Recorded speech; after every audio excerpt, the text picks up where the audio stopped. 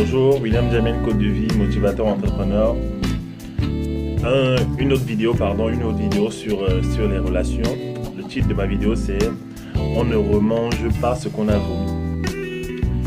Je voulais d'abord te dire que dans les relations, ce que tu as vomi, tu ne devrais pas chercher à le manger de nouveau. Pourquoi? Parce que si la personne avec qui tu était une bonne personne pour toi, tu ne serais pas en train de vivre les tourments que tu as vécu, que tu es en train de vivre ou alors que tu as vécu en fait.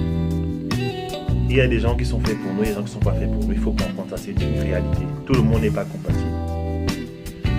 Dieu a des gens en réserve pour toi. Dieu a quelqu'un en réserve pour toi, pour ta vie, pour ta destinée. Je vois souvent des situations où une fille se fait larguer ou alors un gars se fait larguer. Ou alors une relation comme ça s'envenime et les gens sortent de là très blessés. Et ils se disent de façon fière, allez, je ne vais plus jamais fonctionner comme ça. Je suis fier de moi, je suis fier de moi. Toutes les femmes, je suis fier. Aucun homme ne pourra plus jamais me faire aussi mal. J'avance dans ma vie, je suis indépendant, je vais travailler, je vais faire des choses, je vais construire des maisons. Je vais voir l'homme qui va essayer de venir vraiment, voilà. Ça c'est des résolutions juste après la séparation, c'est les résolutions prises avec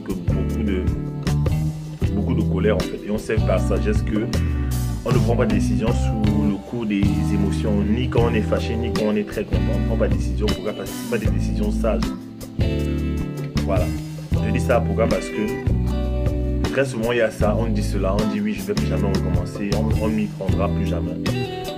Mais il y a une réalité qui demeure, qui subsiste, c'est que il y a le face-à-face avec toi dans ta maison, il y a le face-to-face avec ton miroir.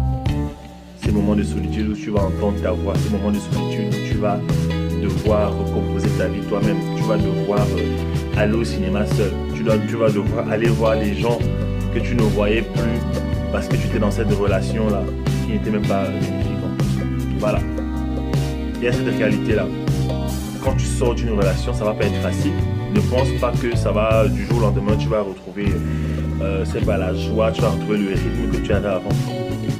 Et justement, face à ce constat-là, beaucoup de gens, je vois, je fais du coaching, beaucoup de gens retournent dans leur vomi, ils retournent dans les mauvaises relations, en fait. Ils retournent dans ça. Ils se disent, tiens, est-ce que mon corps cale dessus? Est-ce que ça va me tuer? Ah, je retourne donc. Ah, tout le monde est heureux autour de moi, je retourne. Pourquoi je vais durcir alors que... même si de toute façon je vais partir, je ne vais pas l'aimer, je ne mets pas le cœur dessus, C'est très risqué, pourquoi? Parce que quand tu sors de la relation, tu es blessé, tu as ce qu'on appelle les liens d'âme. Ton âme s'est attachée avec la personne. Et la séparation fait que tu as très mal du sein. Revenir dans cette relation, c'est rallumer encore des sentiments qui n'ont même pas lieu d'être sur cette relation qui est déjà morte en fait. Ça veut dire quoi? Une blessure sur une blessure. En fait, un peu comme un footballeur qui se fait mal et on met un peu de sparadrap, on met un peu d'anesthésiant là, on le remet sur le terrain, il joue pour quelques minutes, mais sur le long terme en fait, il va se bousiller le corps, il va se bousiller le genou, la cheville en fait. C'est pas pareil dans les relations. Lorsque tu sors d'une relation, ne reviens plus s'il te plaît. Ne reviens plus. Surtout si c'est une relation que tu as vomi. Quand on dit vomi, c'est une relation que tu as jetée, qui t'a dégoûté, qui t'a fait du mal. Ne reviens plus en fait. Ne reviens plus. Ne reviens plus. Va de l'avant. Il y a de meilleures personnes pour toi. Il y a des meilleures opportunités pour toi. Sois courageux. Il y a des gens pour justifier ça. Ils vont voir par exemple que la Bible ne permet pas qu'ils vivent dans le péché. Ils savent qu'avec cette personne en fait, elle était tout le temps dans le péché.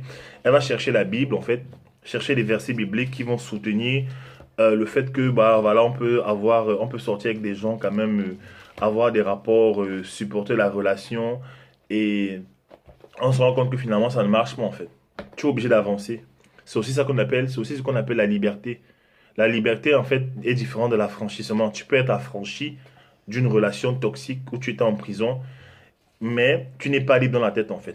Apprends à être libre, sors de là, avance avec fierté, ne retourne pas, en fait.